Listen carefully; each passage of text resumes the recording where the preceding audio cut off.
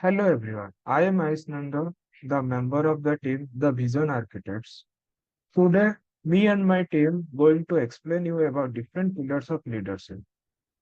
As leadership is one of the most desirable characters, my team is going to explain you about each pillars that is helpful in becoming a good leader in our society, in our workspace, or among our family.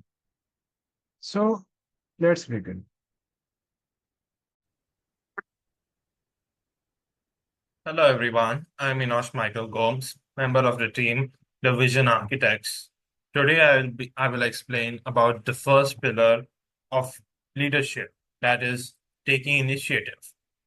So which is the first step to be a leader. So what does taking initiative mean? Initiative refers to the ability to solve problems and to take actions by thinking of solutions rather than being told to or ordered what to do by others. It may basically means to figure out solutions and implement them without by all by yourself first without having it being told by anyone too. As said by Stephen Covey, an American author and businessman, whose famous book is The Seven Habits of Highly Effective People, he said, I quote, taking initiative is a form of self-empowerment, unquote. So here's a more elaborative example of initiative. However, we can also see that it's not taking initiative is not just merely like confined to a business life or professional life. It's also even can be used in a personal life. For instance, like keeping your house clean when nobody is there, when they are told you, or etc. So, what are the benefits of taking initiative? For there are many benefits of particularly in the workplace. For instance, you're demonstrating initiative can lead to recognition, promotions, increased responsibility. It helps your employers and higher ups can we see you as more capable of managing things and being a potential manager. Also, from this skill, shows up that you are more interested in learning and challenges, and you want to continuously develop skills. Another thing is that with your problem solving skills, you can possibly address bigger issues like risk management and others. And there's also taking initiative helps boost your self confidence. You don't need to, because as I said, it's about doing things without others telling you. So I don't need to depend upon other people there. And this is also accomplished by collaborative nature. So if you're in a team, you can really have a great benefit or lead ahead if you know taking initiative. Also, what are the factors you have to do in order to be a leader to take the initiative? So the first one of the many things I take in which most people find common is the fear of mind. How do you overcome that? So another one of objective is if you have a goal, the first thing is to take that goal and break it into more smaller, achievable goals, which you can easily complete in a timely manner. So you first complete these smaller goals one by one by one. Don't go to rush and complete more than one or all of them at once. This way, as you finish your smaller goals, these all which are part of your main or big goal objective will eventually lead you to your main goal, and you will soon figure out that you've achieved your main goal without even knowing it while you're finishing solving these small goals. Another one which you can do is about practicing positivity, like using affirmations, gratitude, and compassion. Negative mind is what people don't despise of, but most people in the world are actually negative. So if you can really have a positive mind, which inspires people, motivates them, and gives them confidence and boosts their self esteem. That is a really great benefit. Another one is to practice stress management, which really is an important thing because if we look at the current charts, the current youth are really not able to cope up with business stress. So if you can really manage stress, which is like by handling other stuff or practicing some stress relieving activities like yoga, you'll have a lot of great benefit ahead. Another one is if you intend to panic, just take a deep breath to try to calm down. That really help you a lot. Another one of it is obviously calculated risks.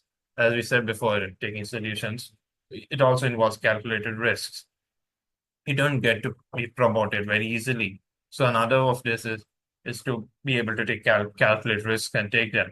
What I mean by that, and basic they refer to decisions or any actions you take by calculating or considering the outcomes or whatever potential outcomes you can see or think of, and weighing the benefits against the potential drawbacks or downslides. Calculated risk involve thorough analysis, planning, and evaluation of possible consequences, which could happen ranging from the best to the worst of all possible cases. So how do you calculate risks? So the first step you do is you research about it, and the next is assess see how credible it is to work upon this thing or whether you should pursue it or not. The third is planning. How will you get it up and what are factors you should take in consideration in case scenarios? And the fourth is decision making. How do you go to achieve it? Then you make it up and then you plan it up and you achieve it off. The fifth is obviously it shouldn't be strange, a contingency plan. It is many people think that okay, if we take a plan and we work upon it, it will be successful. However, that need not always be the case. Not all businesses that started at the first try became successful. They obviously had to go through lots of downs, ruin, sometimes even slumping downwards in a downward trend until they boosted up and reached to the top. So they had to devise what is called a contingency plan, which really is an important thing when you talk about taking calculated risks. These are some few possible charts which I have made over here. Some few the benefits of taking calculated risk or its perks are it increases your motivation, your confidence. You get a greater competitive advantage over many other firms and even in your employees and in your personal life. It also contributes to increased growth and a growth mindset. And the other one is risk mitigation, as I've talked about it. Well, risk mitigation is a part of or rather the core of risk management. So risk mitigation basically involves identifying, assessing, and taking steps to reduce or eliminate the impact of potential risks. You have to, in any fact, organizations mostly want people who can suggest a risk mitigation proposal very soon if anything that does harm to the company arrives, particularly for an HR. So how is risk mitigated? There's a 5-step procedure of this. And here it is. So the first thing is the avoidance. This involves how do we avoiding the risks. So you can just change your processes or try to eliminate the risks if it is possible. Or if the risk it cannot be avoided, or it is inevitable, or it cannot be like, like whatever. But then the next is to control it off. So, which you also call in corporate world is properly called as risk reduction. So this is like strategy aimed to minimize the likelihood or impact of a risk. And the other is to transfer. That is mostly shifted to the risk to another party, such as through insurance outsourcing. The fourth is the monitor and review it. So this involves continuously tracking the risks and renewing the effectiveness of all the strategies put in.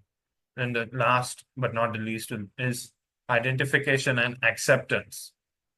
This involves recognizing that a risk exists and documenting all about it. These are some few charts which you can see for your even there's a risk mitigation cycle, which explains it much better than Earth. And you should see a video on risk on initiative. What does it mean to take initiative? Taking initiative means doing a little bit extra, even if no one asked you to. Employers appreciate workers who take initiative. So, how can you take initiative? If you finish a task and have extra time, look for other tasks. Okay, I finished cleaning the floors. What else can I do? You can ask your supervisor for a new task. Asking what you can do without being told shows you are a hard worker. Sometimes you can take initiative and help a coworker. Excuse me, Glenn. Can I help you with those boxes? Think of yourself like a team member. This means that you believe that your success at work is connected to the success of others. This is a very important attitude to have in a Canadian workplace. People notice and appreciate coworkers who are willing to help others. Another strategy for keeping busy is to clean your work area. If you notice a dusty shelf, a messy area, or a spill on the floor, clean it up without being asked. Employers will notice that you took the initiative. Jinsu is a really great team member. He always takes initiative. You should not take initiative with all tasks. Sometimes you should ask first. Some tasks are not safe to do without the proper training. Other tasks should only be done by experienced coworkers. Only do tasks you've been trained to do, or basic tidying and cleaning. As you learn more about your workplace, you can make a list of things that are safe and appropriate to do when you have extra time. Taking initiative shows that you care about your job and your workplace. Keep busy and think like a team member. So, hello guys, I am Nikita Band. Today we will be learning the topic innovativeness, the next pillar after taking initiative, that is innovativeness. So, am I audible? Okay. So, are you able to see on the screen? Is my screen visible? Okay. So we are seeing that there is a phone with a cover that has a fan on it. There is an umbrella which has some slot on it, a soap tablets, then water bottle that can be squeezed and it can change its shape. Then there is a luggage bag that has wheels and some more space to add some more luggage. So these all are like there is a combination or something innovative in all these appliances.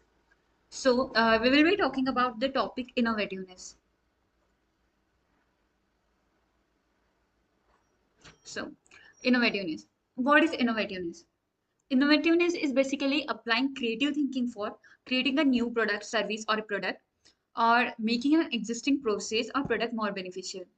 Means जैसे हम देखते हैं कि कोई भी चीज बनाने के लिए जो हम क्रिएटिविटी या इनोवेटिवनेस थिंक करते हैं उसे मतलब इनोवेशन जो भी करते हैं किसी भी नए प्रोडक्ट का उसके लिए जो थिंकिंग प्रोसेस होती है जो भी क्वालिटी होती है उसे हम इनोवेटिवनेस कहते हैं वो प्रोडक्ट के लिए भी हो सकती है या जो एग्जिस्टिंग प्रोडक्ट है उसको और बेनिफिशियल या और उसमें कुछ फीचर्स ऐड करने में हो सकता है उसका हम इनोवेटिवनेस कह सकते हैं प्रोडक्ट प्रोसेस या कोई सर्विस ये सब आते हैं इसमें सो जो इनोवेटिवनेस हमारी क्वालिटी है एक लीडर की क्वालिटी है उसमें हम हमेशा क्या करते हैं कि मे बी है बहुत लोगों में या मे बी सब में होता है क्वालिटी लेकिन इनर्ट होता है और हम जो है वो बस चलता है एटीट्यूड में रहते हैं कि हम ज्यादा ध्यान नहीं देते इस चीज पे एफर्ट्स नहीं देते चाहे हम वैसे थिंक कर रहे हैं इनोवेटिवली लाइक हमारे अंदर जो क्वालिटी है इनोवेटिव की वो हो सकती है लेकिन क्या करते हैं हम कि हम ध्यान नहीं देते एफर्ट्स नहीं पुट करते इस चीज में लाइक हम बस चलता है एटीट्यूड में रहते हैं आप लोगों ने बहुत बार एक्सपीरियंस किया होगा अपने पास्ट में या जो भी स्कूल में या कहीं पे भी कि ये जो एटीट्यूड है इससे आपको हमेशा लॉस ही हुआ होगा जो कि बहुत बुरी आदत है हैबिट है क्योंकि चलता है लाइक कोई भी चीज हो चाहे वो करियर रिलेटेड हो नॉर्मल हम जो क्लासेस हो या जो day to day daily life है उसमें हम इस एटीट्यूड से हमारी प्रोग्रेस या जो भी परफॉर्मेंस या जो भी हो, हम अपने पोटेंशियल तक नहीं पहुंच पाते। और वैसे ही जो हमारे अंदर क्वालिटी होती है, जो इनोवेटिवनेस क्वालिटी है, उसके लिए ये जो एटीट्यूड है ये बहुत ज्यादा हिंडर करता है। So we have to banish this चलता है attitude. The next is to be innovative, to develop this quality of innovativeness, we have to start thinking out of the box. Innovativeness starts when we start thinking out of the box, because all the examples we saw here are all developed when we started thinking out of the box. So, like, to be innovative, these innovative ideas are not like very common and all. To be innovative, we have to think out of the box, because if we are thinking in a specific area and all, then will not get that much idea, or that is unusual. But the moment we start thinking out of the box, we start thinking out of our reach, then we start getting those ideas which we might think it might be like not practical, or like they are not feasible, but we can get a way out of it. Like, we may think that we want to make some appliance or device, and it might we might feel that it is not feasible technologically, or but at least you thought about it. The technological aspect comes later, then we might like get answer to it or solution to it, but at least thinking, we are thinking in that way, it's important. Okay, the next is find your time and space for creative thinking. To be innovative, we must be creative. Like, our thinking must go on in a creative way. But we might have seen that, or like whenever our mind is full of clutter and all, we are not able to think in a way out of the box or in a creative way. But as our minds is free and sound, we get so many ideas that might be innovative or creative. So to be innovative, we have to find a time and space where we can spend time alone thinking, not only alone, but we can spend time with our hobbies, playing with nature. This will be beneficial for us to be innovative. The next is overcoming assumptive limitations and associative barriers. So there are some barriers within ourselves, within our mind, that we think that we are innovative, but we lack ourselves, we don't have that confidence to speak up or to put our opinion in front of others. There are some barriers that we have to overcome. That there are some ways, we will be learning some ways. One of them is overcoming the fear of being wrong. I know that everyone, like most of the people, are fear of being wrong or fear of being judged by other people. But we have to understand that we might be wrong. Being wrong is not a very like, it's not like a crime. We might be wrong, we are learning from it. So we have to try. But if you are not contributing, if you are not taking part in it, or not participating, or not speaking up, then it's wrong, then it's a problem. If you are speaking up and you are wrong, then it's okay, you are learning from it.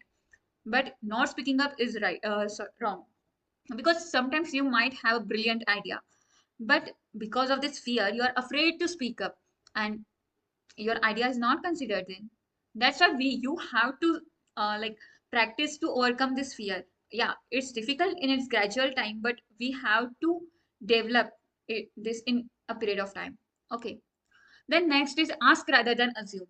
Yeah, many a times we just assume, like in any, like, where somebody tells us something, yeah, teachers tell us something, and whatever it might be, but we just assume it, and we fear to ask, or we, I don't know the main reason, but we just assume. But assuming things will lead to confusion and not getting clear about that thing.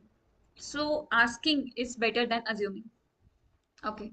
Now we will be learning a scamper technique, that will be a technique to develop the quality of innovativeness. Here the S stand for substitute, C for combine, A for adapt, M for modify, P for put to another use, E for eliminate, and R for reverse. Now we will be learning it one by one. So the first one is substitute. Like, substitute means removing some part of the item or idea and replace it with something else. Like, in on the screen, you all are seeing a telephone is replaced by mobile phone. Nowadays, in the past, we were using telephone, but there were some consequences of telephone, that we were not able to carry it with ourselves when we are going out. But here the mobile phone, which is small in size and it is portable, we can carry it anywhere. So this way, we substituted this device with another, and it is a beneficial for us. So in this way, the innovativeness thinking, like substitute is, we can just think in a way, what can we substitute in a in place of the device or some object, so that it will be beneficial for us. And this is this is also a quality of innovativeness. Okay, we substitute, like we have substituted keypad phone with an Android one. It's also a substitute, and it is beneficial for us. So this was the example of substitute. Then second, C stand for combine. This is combining two or more parts of the process or product to make a new with a combined effect greater than the sum of their separate effect. Like on the screen, you are seeing that there is a pen plus pen drive, and we combine the both and we make a pen in which there is also a pen drive. So here, this is also part of innovativeness. In this way, we have made a new product with quality of the both. So there are so many more examples like this. So here we are seeing the what is that, combine the one, like one process that we can think in that way, that how can we combine something so that we can get a new innovative product or process or service. So this was the example of combine. There are so many same example like this. Uh, like nowadays we have some example we saw earlier here. Like we are seeing here the fan and the mobile cover, and here the wheels and the luggage bag. All these examples are of combine. Then here we are seeing the third A, that is adapt. This is change some part of your problem so that it works better than it did before. So here in the example, we are seeing that the car is able to travel on water also and on ice also. This car has a property to travel on land, ice and water.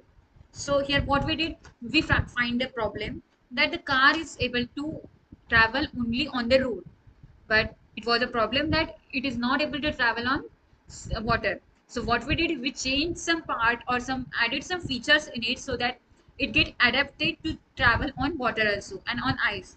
So this was the example of adapt. Then there is a M for modify. Here, it tells us or suggests us to change the attributes of the item. Attributes include size, shape, picture, texture, color, attitude, and so on. Here, what we did previously, we used to watch, like we used to have a TV with a box-like feature in a big size, but nowadays we have a slim TV in which, like, slim and a very uh, developed texture and color and attitude and so on. So here what we did, we modified the existing product into a new one so that it's a like it takes less place, and it is like we can also put it on the wall. Like the previously one was able to, we were able to put it on the table only, but here we can put it on the wall, and the quality, the screen and all is very different from it and very better from it, and it is better from it. So this was one example of modification. Then there is another, that is P for put to another use. This is suggesting a new and unusual purpose for your item. That is like in day-to-day life, we Indians we used it a lot. Like here we can see a wheel which is used as a wheel for a truck, car, and so on. But in the second picture, we can see that the girl is sitting on the wheel and she's using it as a swing. So what we did here, we just use the item to another use. We put that item to the another use. There are so many examples like this, and like in day-to-day life, we have some boxes like plastic boxes and all. And after that, we can use it for a plantation and all. So this is also example of put to another use. This was all about put to another use. Now E for eliminate, that is removing something from your item and simplify or reduce. Here in the picture, we can see that we removed the wires from the earphones. What, how it helped us, like previously when there was a wire, it was a very like it was very difficult to always having that wire connected to your phone. Sometimes it get loose and all, the wire breakage and all. Now simply what we did, we just eliminated the wire, and uh, we have now the just the earphones. We can connect it to the Bluetooth and carry it very freely without wires. So this way we included some features and eliminated some features, and this way we have a new product with more benefits, like what we just um, there are so many examples like this. Now the last one is reverse, that is change the order of something on your item. So what we did here, we just have a thing or have a product, so that we can, if we reverse it, then also can it is beneficial to us. In the picture we can see that we have a reversible jacket with a different color. There are many examples of it. So this is also a process or a process or a thing which we can think in that way, in a reverse way, how a object can be used in a reverse way. And it Hello everyone. I'm Ais Nanda, member of the team, the Vision Architects. Today, going to explain you about the third pillar of leadership, that is perseverance. What is perseverance? Perseverance is the fuel that propels us forward, transforming dreams into reality. Perseverance is the unwavering determination to achieve your goal despite challenges. He is one of the most famous Brazilian footballer. His name is Pele. This is a quote by him. He said that success is no accident. It is hard work, perseverance, studying, learning, sacrifice, and most of all, love of what you are doing or learning to do. So, how can one persevere? He must follow these following steps. He must identify their top level goal, then make a pyramid of goals, identify the difficulties that he or she will face during achieving each goals, and plan how to overcome these difficulties. First, what is a top level goal? Top level goals have to be SMART goals. SMART is the abbreviation for S, the goal must be specific. For M, the goal must be measurable. For A, the goal must be achievable. For R, the goal must be realistic. And for T, the goal must be timely bound. One must achieve these goals within a certain period of time. They must be really important to you. They must be stretch goal, which means you must hard work for achieving these goals. For example, my goal is to become a data analyst at the company Google in 5 years. So my goal is a SMART goal. As we can see, it is specific. Data analyst is a specific role at Google. It is measurable. I can I can measure each and every steps required to achieve this goal. This goal is achievable. This is a realistic goal, and this is timely bound. As within 5 years, I want to become a data analyst at Google. Then, what is a pyramid of goals? The pyramid of goals is to divide the top level goals into different milestones, and milestones should help to achieve those goals. For example, as I said, I want to become a data analyst at Google in 5 years. So, what could be my milestones to achieve those goals? I must qualify the aptitude test and qualify the interview rounds. So, how can I clear these rounds? I must collect sufficient study materials. I must improve my communication skills, and I must do internships. Then, how to achieve these milestones? I must follow my class notes. I must refer to YouTube videos. I must uh, improve my language skills and work on technical skills. Then we must identify the difficulties and plan how to overcome those difficulties. At last, I want to request you to watch this video on perseverance, which explains how one must persevere for their goal. Thank you.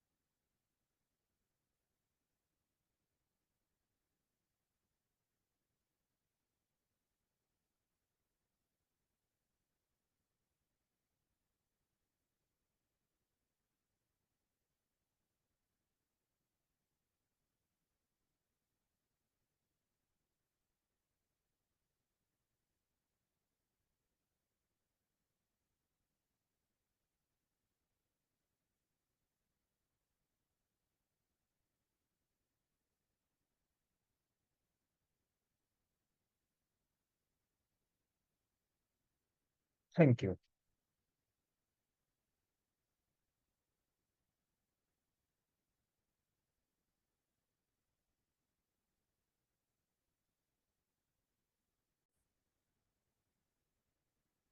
Hello, everyone.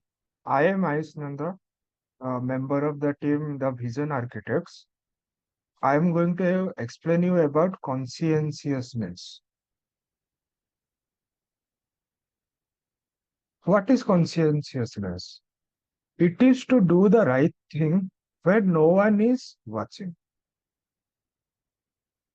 Conscientiousness was rated as the most critical factor for competitiveness by influential survey respondent and also the most scarce among the Indian professionals. Building up your conscientiousness will therefore yield large dividends. So, to be consciousness, what one must do? First, know what is right so that you can do right things. Then, address your internal conflicts about what to do. Then, develop the will to do the right thing. At last, one must know about the personal uh, code of conduct rules. So, what makes a good rule? A good rule must be ethical, it must be widely applicable, it must be non trivial, it must be enduring, and it must be practicable. Thank you.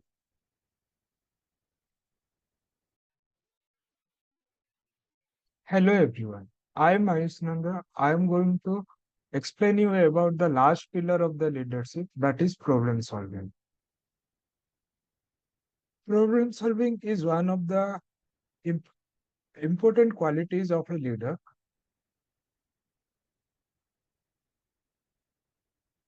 For becoming a good problem solver, proceed with a positive attitude. Never think that there is no solution. Avoid negative attitude. Be true to yourself and give your best. Then define the problem clearly. Find the biggest challenge and list them in order of importance. Then identify what is causing you the stress and anxiety. Then identify all the causes and solutions.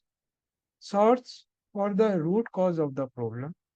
Approach the problem in different directions to get different perspective.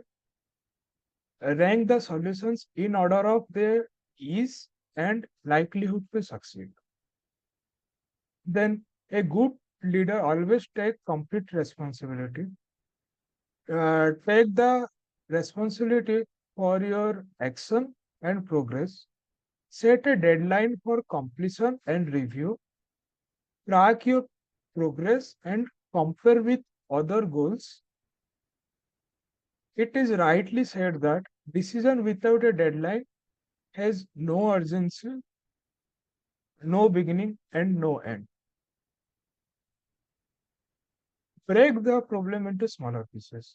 When a problem is big, when you are overwhelmed by the size of the project, then it is better to break the problem into smaller pieces so that it is easier to solve the smaller pieces, and by solving each of the smaller parts you can at last solve the big problem. You can ask for peers help. Getting opinion from the peers will expose you to the new perspective which will help you at problem solving. So always keep in mind that problem solving is one of the greatest quality of a leader. So it is better to work on it. Thank you.